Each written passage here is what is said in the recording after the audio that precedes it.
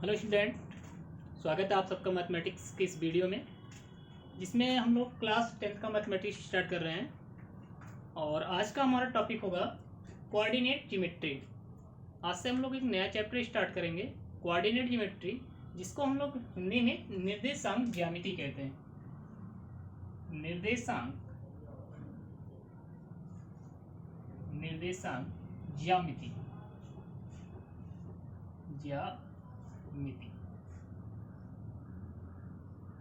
Student, इस chapter की starting जो होती है वो 9th की क्लास से ही हो जाती है।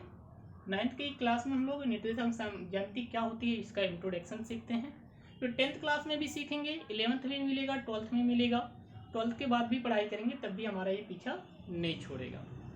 और ये दूसरी वजह से इसलिए भी महत्वपूर्ण हो जाता है क्योंकि 11th और 12th के 50% चैप्टर ऐसे होते हैं जिनमें निर्देशांक ज्यामिति का प्रयोग किया जाता है। अर्थात निर्देशांक ज्यामिति एक बहुत ही महत्वपूर्ण चैप्टर है। तो आइए स्टार्ट करते हैं निर्देशांक ज्यामिति को एकदम जीरो लेवल से स्टार्ट करते हैं। इसकी शुरुआत कहाँ से हुई? तो निर्देशांक ज्यामिति की शुरुआत एक गणितज्ञ से हुई जिनका नाम था मेना-इचमस।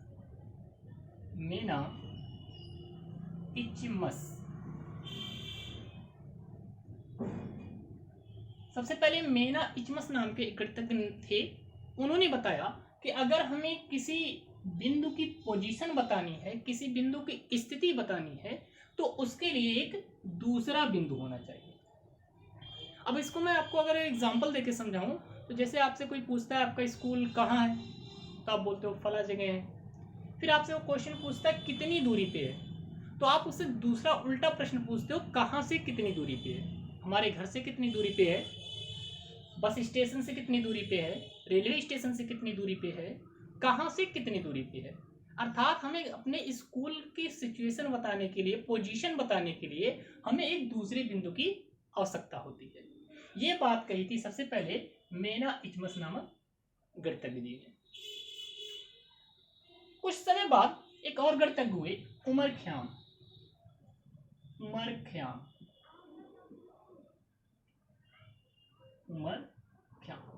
जिन्होंने कहा आप सही कह रहे हैं, लेकिन हमें दूसरे बिंदु के साथ साथ दिशा का भी ज्ञान होना चाहिए। अर्थात अगर हमें किसी वस्तु की पोजीशन बतानी है, किसी वस्तु की स्थिति बतानी है, तो हमें दो चीजों की आवश्यकता है। एक बिंदु को बताने के लिए दूसरे बिंदु की, और साथ ही साथ किसकी? दिशा की आवश्यकता है। जैसे हमने बोल दिया कि आपको यहां से गोरखपुर जाना है, तो आपको एक सिचुएशन मिल गई, एक बिंदु ये मिल गया प्रेजेंट टाइम में जहां हो, और दूसरा बिंदु मिल गया गोरखपुर।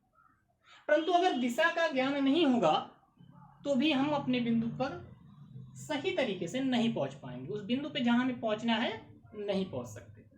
पता चले कि गोरखपुर आपका दक्षिण दिशा में है और हम जा रहे हैं उत्तर दिशा में, तो हमें कभी भी वो बिंदु प्राप्त नहीं होगा।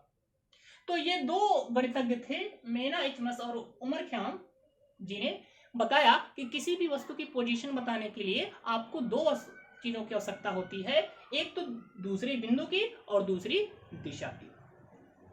परंतु अभी भी कोई गणितज्ञ इसको सुस्पष्ट रूप से पेपर और पे प्रदर्शित नहीं कर पा रहा था कि कैसे प्रदर्शित करें किसी बिंदु की स्थिति।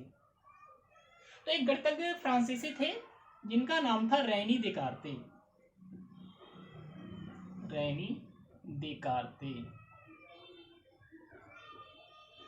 तो रेनी देकार्ते पहले गणितज्ञ थे जिन्होंने स्पष्ट रूप से किसी वस्तु की पोजीशन कैसे दिखानी है ये हमें बताया।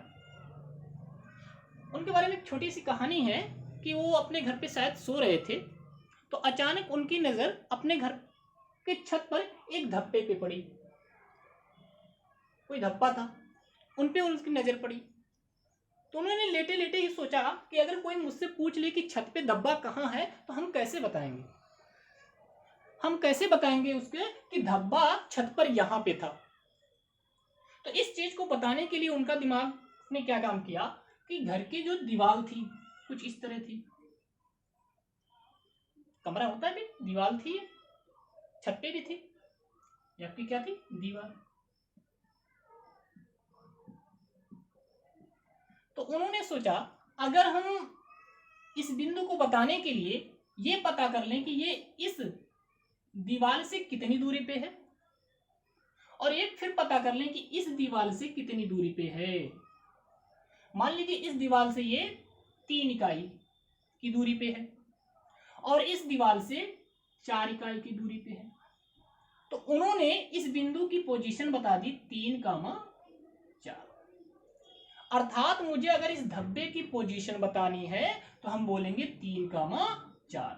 अर्थात अगर मैं इस दीवार से जाऊं, अगर इसको मैं अपना दूसरा बिंदु मान लूं इस बिंदु को बताने के लिए, तो मुझे इस बिंदु से पहले इधर जाना पड़ेगा 3 इकाई, फिर ऊपर जाना पड़ेगा 4 इकाई। तो जो बिंदु मिलेगा वही हमारी इस बिंदु की क्या हो जाएगी, स्थिति हो जाएगी। स्टूडेंट बाद में उन्होंने इसे ही निर्देशांक तंत्र के रूप में अर्थात कार्तीय तल के रूप में दिया, जिसका इंट्रोडक्शन हम लोग 9th की क्लास में पढ़े हैं। आइए एक बार रिवाइज करा देते हैं हम कि 9th की क्लास में आपने क्या पढ़ा था।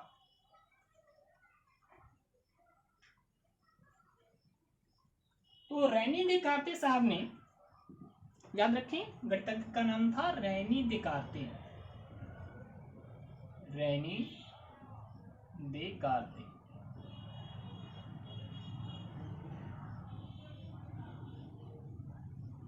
जिन्होंने आपको कार्तीय तल दिया, अर्थात किसी बिंदु को प्रदर्शित करने का एक तरीका बताया। बेसिकली स्टूडेंट उसमें उन्होंने क्या किया था, किसी भी वस्तु की पोजीशन बताने के लिए वह उस समतल को 4 बराबर भागों में बांट देते थे, कुछ इस प्रकार।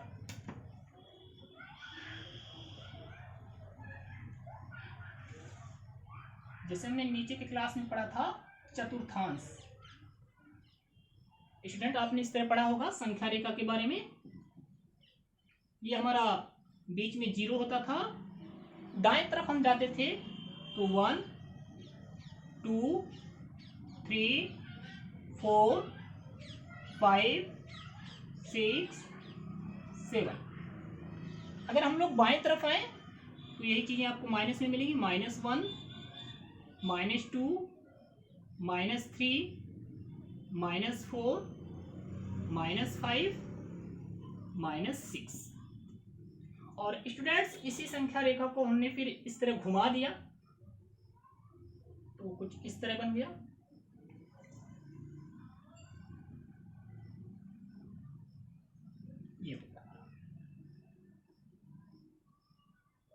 ये आपका ऊपर जाएंगे +1 +2 +3 +4 +5 +6। सो अगर नीचे आएंगे हम लोग तो -1 -2 -3 -4 -5 -6 -7।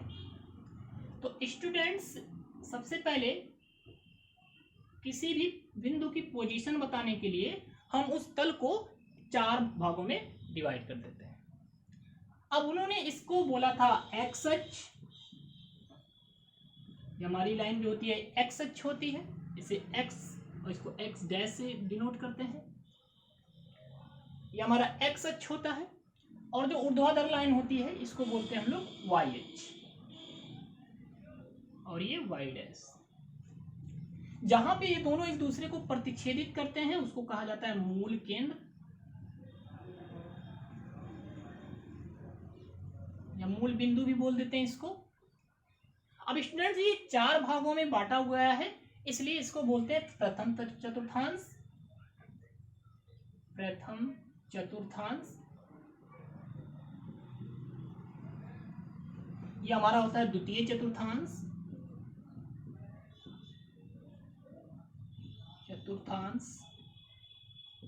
ये हमारा होता है तृतीय चतुर्थांश,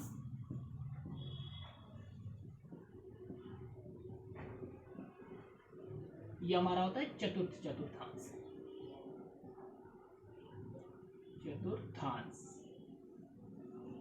तो स्टूडेंट्स इस प्रकार किसी भी बिंदु की पोजीशन बताने के लिए रैनी देकार्ते साहब ने उस प्लेन को 4 भागों में तोड़ डाला, प्रथम चतुर्थांश, द्वितीय चतुर्थांश, तृतीय चतुर्थांश और चतुर्थ चतुर्थांश। अब देखिए, अब कैसे पता चलेगा कि कोई बिंदु किस चतुर्थांश में आएगा, पहले में आएगा, दूसरे में आएगा, तीसरे में आएगा कि चौथे में आएगा। तो पहले में देखिए, सबसे पहले हम किसी भी, अगर हमें यहाँ पे कोई बिंदु है, मान लीजिए ये बिंदु है, इसकी पोजीशन बतानी है कि बिंदु कहाँ है, तो सबसे पहले हम लोग एक्स अक्ष पे देखेंगे कि ये कितना चलना पड़ रहा है। अर्थात हम लोग यहां से लेंगे अपने मूल बिंदु से, तो देखिए 1 2 के लाइन पे आ रहा है, तो आपने 2 ले लिया, एक्स अक्ष पे 2 चल गया। फिर देखिए वाई अक्ष पे कितना चलना पड़ेगा, 1 2 3 4, यहां पे मिलेगा 2, 4। तो अगर इस बिंदु की, अगर ये बिंदु ए है तो ए की पोजीशन होगी 2, 4।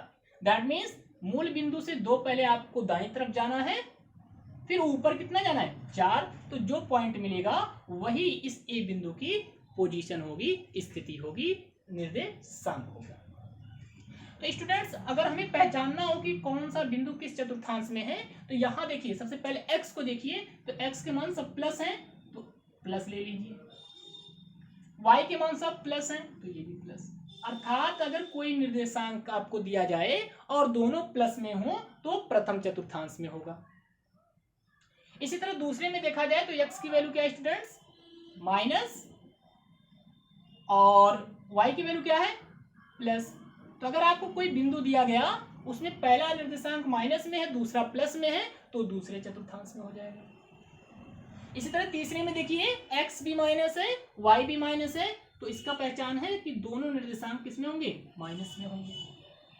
इसी प्रकार चौथे में देखिए x आपका प्लस है, y आपका माइनस है, तो ये प्लस माइनस हो। तो अगर आपको बहुत सारे बिंदु दिए जाएं और आपसे उससे चतुर्थांश पूछे जाएं, तो आप उनके साइन देखकर बता सकते हैं वो किस चतुर्थांश में होगा। अगर पहले में है तो प्लस प्लस, दूसरे में है तो माइनस प्लस, तीसरे में है तो माइनस माइनस, चौथे में है तो प्लस माइनस। अर्थात मैंने आपको मान लीजिए कोई बिंदु दे दिया 2, 3, -4, 5, 8, -2, 3, 4, -5, -2। आपसे पूछा जा सकता है कि ये किस चतुर्थांश में है। तो देखिए इसका साइन क्या है, प्लस प्लस है, प्रथम में माना जाएगा इसको, ये प्रथम चतुर्थांश में हो गया। माइनस प्लस माइनस प्लस, ये दूसरे चतुर्थांश में आ गया। प्लस माइनस, ये देखिए प्लस माइनस चौथे में चला गया। प्लस प्लस प्रथम में आ जाएगा आपका, माइनस माइनस तृतीय में आ जाएगा। तो इस प्रकार स्टूडेंट्स कौन सा बिंदु किस चतुर्थांश में होगा हम उसके चिन्ह से बता सकते हैं। आइए देखते हैं इसमें और क्या चीजें मिल सकती हैं आपको ज्ञान की। स्टूडेंट्स ये जो लाइन होती है इधर, इसको, ये सब प्लस है इसलिए इसको कहा जाता है एक्स अक्ष की धन दिशा, एक्स अक्ष की धन दिशा। सवाल आप इधर समझ सकते हो कि एक्स अक्ष की क्या हो जाएगी, ऋण दिशा की ऋण दिशा। इसी प्रकार ये वाई अक्ष की क्या होगी, धन दिशा, धन दिशा। और नीचे वाला आपका होगा वाई अक्ष की ऋण दिशा। किसी भी बिंदु का जो निर्देशांक लिखा जाता है स्टूडेंट्स, वो लिखा जाता है छोटे ब्रैकेट में x, y। किसी भी बिंदु का अगर हमें निर्देशांक दिखाना है तो उसके लिए हमें उसका x मान और y मान लिखना होगा। जैसे अभी हमने आपको बताया था कि मान लीजिए यहाँ पे कोई बिंदु है a, अब इसकी हमें सिचुएशन बतानी है। हमने क्या बताया कि उसका पहले x मान देखिए कि x पे कितना गया, x अक्ष पे। तो ये देखिए बिंदु अगर इसको मिलाया जाए नीचे लाके इस तरह, तो 2 पे गया, तो इसका x निर्देशांक हो गया 2। फिर इसको देखिए किससे मिलाना है, y से, तो y पे कहाँ जा रहा है, 4 पे, तो 2, 4। तो किसी भी बिंदु का जो निर्देशांक लिखा जाता है x, y लिखा जाता है, पहले x का मान फिर y का मान। ओके स्टूडेंट्स, अब देखिए इसमें और भी, इस x को हम लोग भुज भी कहते हैं और इस y को कोटि कहते हैं, इसको भी याद रखिए आप लोग। x जो होता है आपका भुज होता है और y जो होता है कोटि होता है। तो 9th के क्लास में आपने जितना मैंने इंट्रोडक्शन आपको समझाया यही आपने पढ़ा था।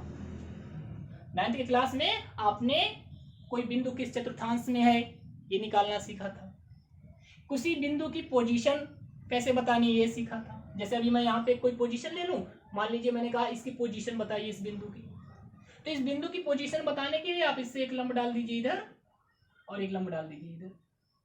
तो देखिए यहाँ पे दोनों मिल रहे हैं। तो देखिए पहले एक्स अक्ष पे देखिए कितना चल रहा है, एक्स अक्ष पे चल रहा है 5, प्लस में चल रहा है तो 5 हो गया। वाई अक्ष पे देखिए कितना चल रहा है -6, तो -6। तो इस पॉइंट की पोजीशन हो जाएगी 5, -6।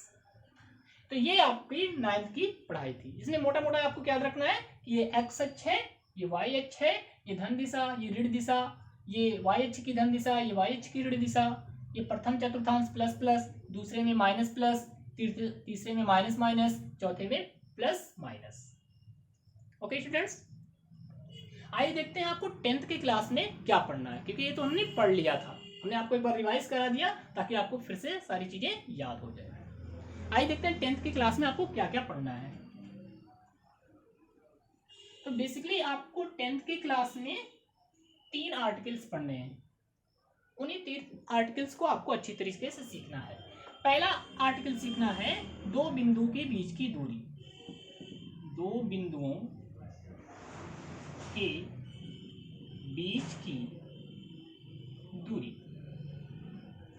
अब ये क्या है स्टूडेंट्स, जैसे मान लीजिए आपने चतुर्थांश बनाया, देखा हमने ये प्रथम, ये द्वितीय, ये तृतीय, ये चौथ।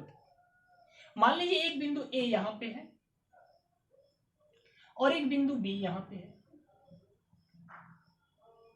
तो अगर हमें दूरी चाहिए, कौन सी दूरी चाहिए, ए बी, अर्थात ए से लेकर बी तक कितना है, तो ये कैसे दो बिंदुओं के बीच की दूरी निकालते हैं इसके बारे में हमें सीखना है। दूसरा टॉपिक हमें सीखना है अंतः विभाजन। अंतः विभाजन, अब अंतः विभाजन का मतलब क्या है स्टूडेंट्स, मान लीजिए इसको कोई बिंदु आ गया बीच में पी, तो इस पी ने क्या किया, ए बी को दो भागों में तोड़ दिया, एक ए पी और एक पी बी।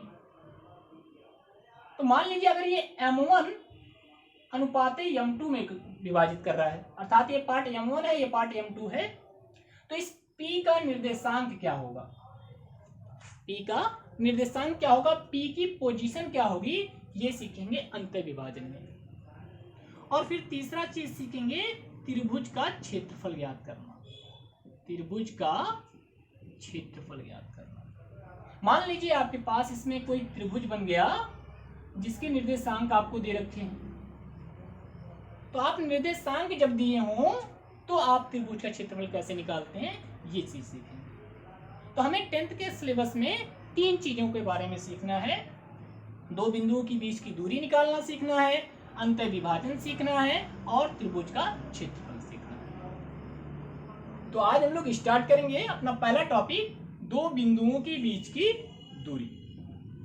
तो आइए देखते हैं दो बिंदुओं के बीच की दूरी कैसे कैलकुलेट की जा सकती है।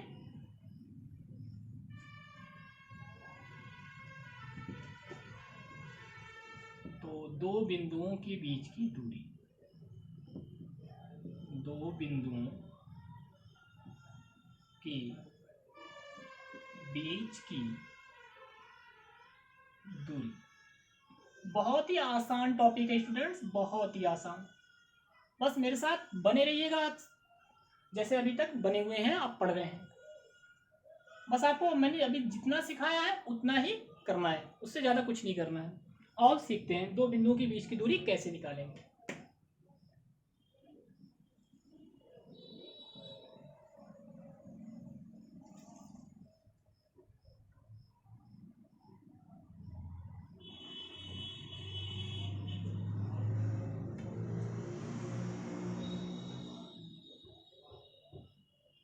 स्टूडेंट्स ये हमारा एक्स अक्ष है,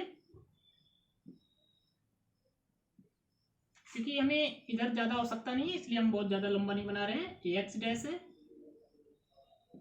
ये हमारा वाई अक्ष है और ये वाई डैश है, ये हमारा मूल बिंदु ओ होगा। ओके स्टूडेंट्स, हमें हेडिंग क्या पढ़नी है, दो बिंदुओं के बीच की दूरी। आइए हम लोग दो बिंदु ले लेते हैं।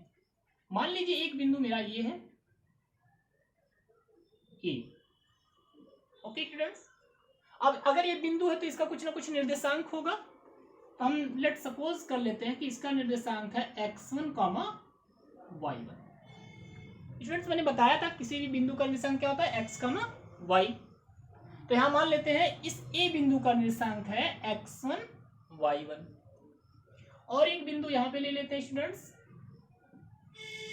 मान लेते हैं ये बिंदु है B, और इसका जो निर्देशांक है वो है x2, y2। तो स्टूडेंट्स हमारे पास क्या हो गया, हमारे पास दो बिंदु हो गए, एक बिंदु A और एक बिंदु B। A का निर्देशांक क्या है x1, y1, B का निर्देशांक क्या है x2, y2। हमें क्या कैलकुलेट करना है, हमें इस A से लेके B तक की दूरी कैलकुलेट करना है कि A से लेके B तक का जो डिस्टेंस है वो डिस्टेंस कितना होगा। हमें ये कैलकुलेट करना है A से B तक का डिस्टेंस। स्टूडेंट इसको अच्छे से समझने के लिए आइए हम क्या करते हैं, इस A पॉइंट से और इस B पॉइंट से, इस A पॉइंट से और B पॉइंट से इस x अक्ष पर हम लोग लंब डालेंगे। आइए देखते हैं, B से डाल देते हैं पहला एक लंब, x अक्ष पे लंब डाल दे रहे हैं इस प्रकार।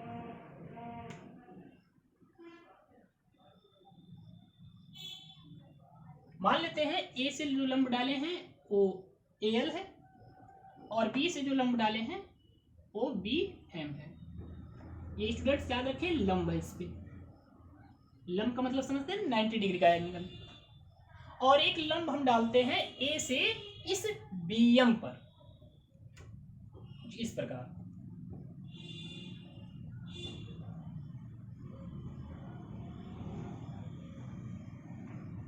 मान लेते हैं ये बिंदु आपका क्या है C है, तो ये इस पे लंब है। स्टूडेंट मैंने क्या किया, हमें दो बिंदुओं के बीच की दूरी निकालनी है। हमने दो बिंदु ले लिया, A जिसके निर्देशांक x1, y1, B जिसके निर्देशांक x2, y2। हमने A से लंब डाला AL, किस पे लंब डाला, x एक्सिस पे। हमने B से लंब डाला, किस पे डाला, x एक्सिस पे, BM। फिर हमने A से लंब डाला AC, किस पे डाला, BM। ओके स्टूडेंट्स, अब धीरे धीरे समझिए। देखिए अब स्टूडेंट्स ये देखिए, ये x1, y1 है। तो जब मैं आपको यहाँ पे आपको अभी पिछले बताया था कि यहाँ पे कोई बिंदु ले लीजिए जिसका निर्देशांक 2,4 था, मैंने करके दिखाया था।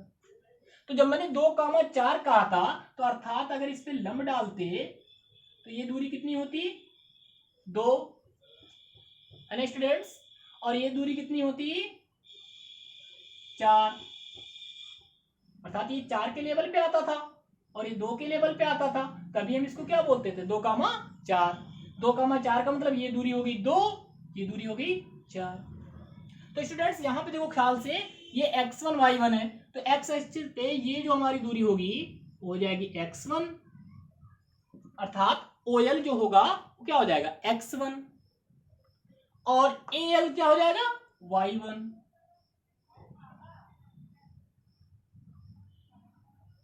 ओके स्टूडेंट्स, क्योंकि इसके निर्देशांक क्या है x1, y1, तो ये दूरी हो गई आपकी x1 और ये दूरी क्या हो गई y1। इसी तरह देखिए इसका निर्देशांक क्या है x2, y2, अर्थात अगर कोई बिंदु हमारा मान लो यहाँ पे है 8, 7, तो 8, 7 है, इसका मतलब क्या हुआ, अगर हम इससे लंब डालें तो ये दूरी कितनी निकल कर आएगी 8, और ये दूरी कितनी निकल कर आएगी 7। ओके स्टूडेंट्स, तो देखिए ये x2, y2 है, तो इसका मतलब क्या हो गया कि अगर यहां से हम लोग यहां तक की दूरी लें तो ये हमारा हो जाएगा x2, और यहां से लेकर यहां तक की अगर दूरी लें तो ये हो जाएगा y2। आई होप आप अच्छे से समझ रहे होंगे। तो हमने स्टूडेंट्स ये हो गया x1, ये टोटल दूरी हो गया x2, ये दूरी हो गया y1, ये दूरी हो गया y2। अब स्टूडेंट्स हम लोग क्या करेंगे, यहाँ पे देखिए हम लोग सबसे पहले निकालते क्या है, इस BC को निकालने चलते हैं। क्या निकालेंगे स्टूडेंट्स, BC। BC कैसे निकलेगा? ये देखो हमें क्या निकालना है, BC। हम क्या कर लें, BM ले लें, B से लेके M तक, BM माइनस CM। अगर हम इस BM से CM को माइनस कर दें तो हमारा BC मिल जाएगा। आई कर देते हैं। तो B से लेके M तक, B से लेके M तक आपका क्या है, Y2 माइनस C से लेके M तक, ये देखो AL और CM तो बराबर होंगे, तो ये Y1 है, तो ये भी कितना हो जाएगा, Y1 ही होगा। तो ये कितना हो गया, CM आपका हो गया Y1। तो इस प्रकार आपको BC मिल गया Y2 माइनस Y1। इसी तरह स्टूडेंट्स हम लोग निकालेंगे AC। तो AC कैसे निकालेंगे, चाहे AC निकाल लें चाहे LM निकालें, LM बराबर है AC के। ओके स्टूडेंट्स, क्योंकि जितना L से लेके M है उतना A से लेके C तक है। तो इसको कैसे निकालेंगे, O से लेके M तक ले लीजिए, OM माइनस OL, अर्थात पहले इतना ले लीजिए OM, फिर इस OL को माइनस कर दीजिए, LM मिल जाएगा, LM अर्थात AC। इसको घटा दीजिए तो कितना हो जाएगा, X2 माइनस X1। तो स्टूडेंट्स इस प्रकार हमारी ये जो दूरी थी, ये वाली, वो निकल कर आ गई है Y2 माइनस Y1, और ये जो दूरी थी ये निकल कर आ गई है X2 minus X1। Okay students, अब देखिए आपने नीचे की क्लास में एक फार्मूला पढ़ा था त्रिभुज के अंतर्गत, पाइथागोरस प्रमेय। हम लोग यहाँ पे यूज करेंगे पाइथागोरस प्रमेय का। पाइथागोरस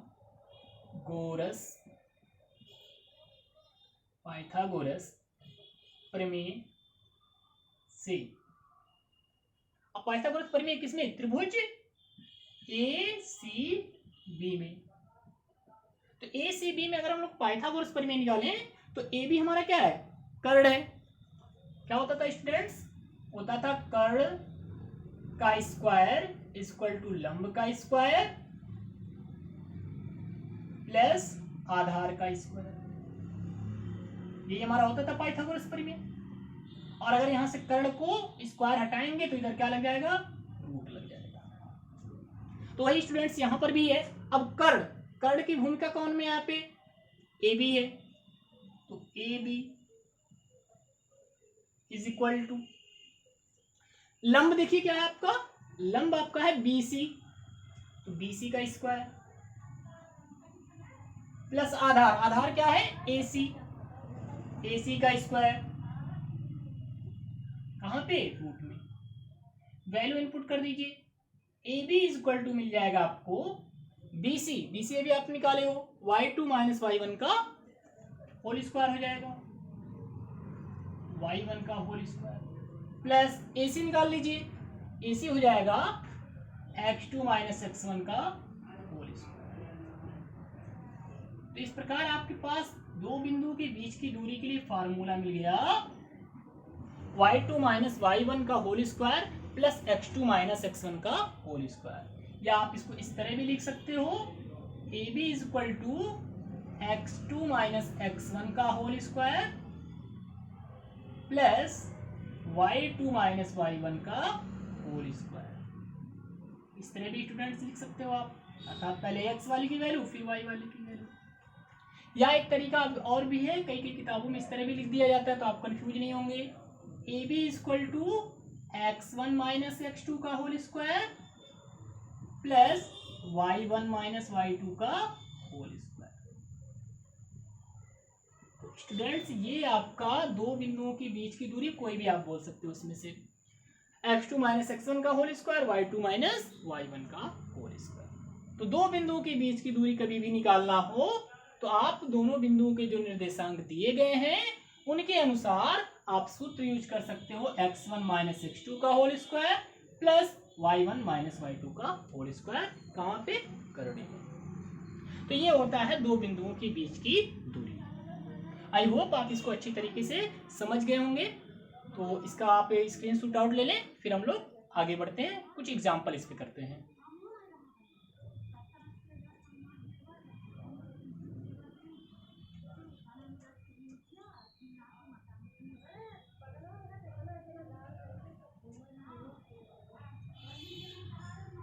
आइए तो एग्जाम्पल की बात करते हैं, एक दो एग्जाम्पल लगाते हैं आज। क्वेश्चन कैसे देता है, क्वेश्चन कहेगा निम्न बिंदुओं के बीच की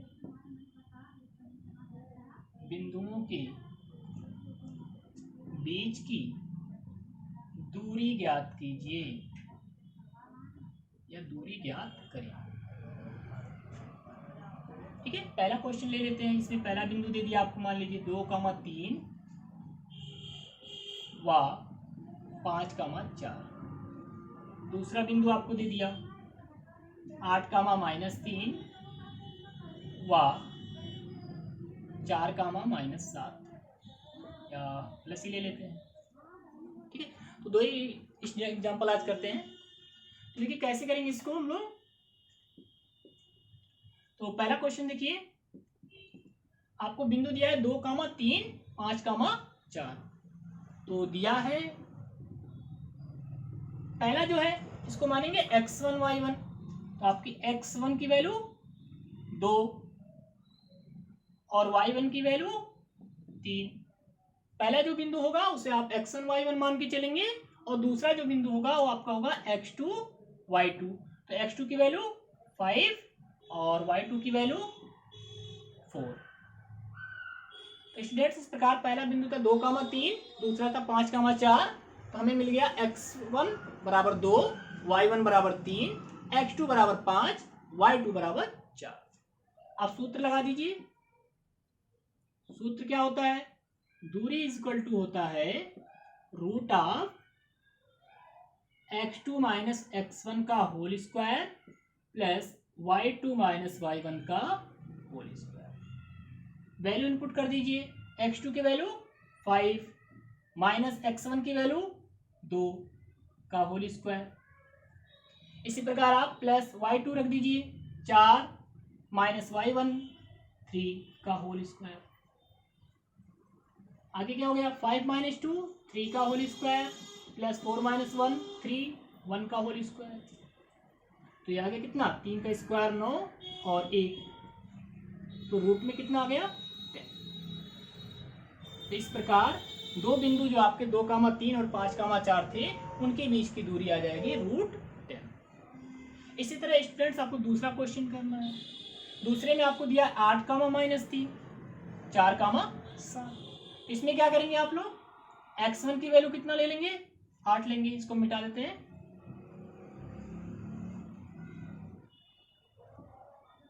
x1 की वैल्यू ले लेंगे यहाँ पे 8, y1 की वैल्यू हो जाएगी -3, x2 की वैल्यू हो जाएगी 4 और y2 की वैल्यू हो जाएगी 7। फार्मूला वही आपको यूज करना है। x2 की वैल्यू रखिए 4 माइनस x1 की वैल्यू 8 का होल स्क्वायर प्लस y2 की वैल्यू 7 माइनस y1 की वैल्यू, यहाँ पे ध्यान दीजिए y1 की वैल्यू माइनस में है तो आप माइनस के साथ लिखेंगे -3 का होल स्क्वायर।